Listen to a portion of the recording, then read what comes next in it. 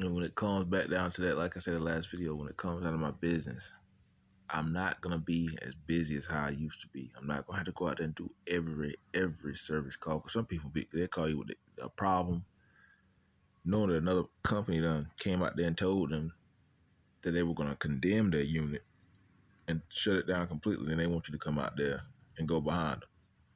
I don't mind going behind certain, people or certain companies, but I'm not gonna go out there and put myself in no bind. I do the jobs that I know and make my money on and walk away from. People that I know and follow the codes for every area when it comes down to building codes for new construction. I do that too. Uh, Work on the cars that I want to do. I have to keep working on the same people's cars. People will bring you a problem too. People don't mind bringing somebody else's problem. I'm not gonna be going behind working on everybody else's messes. I'm not.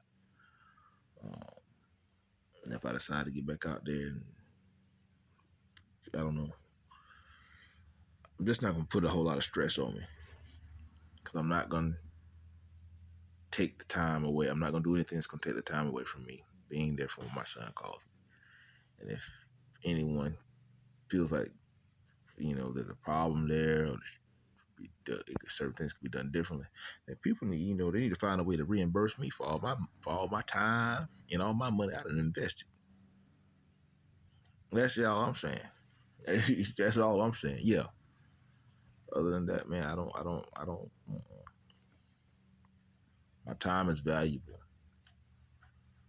and anytime my son was, when I was working, people would try to, when I would go off to different cities, or New Bern or Greensboro or the edge of Wilmington. Sometimes when I was running those service calls, during those times, the people who want to say they were helping me with my son would be on the phone, making it seem like I was out of place.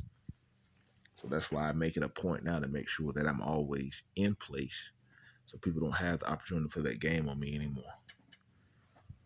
Um, and then with that, another thing, when he was other places, I don't have the extra money to keep spending between two places when it's cheaper for him to just be there with me. Because at the end of the day, when he gets older, when my son gets to a certain age, when he turns 18, 19, he said he wants to go to college or whatever he decides he wants to do. We'll make sure he can be able to go do that. But I also have to be able to have resources set aside for me to get back out there and be able to maintain and do the things I have to do for myself as well. So that's why I live within my means, and I take care of my responsibility to the best of my, God allows me. He don't never put nothing on my plate more than, that I can handle stress wise.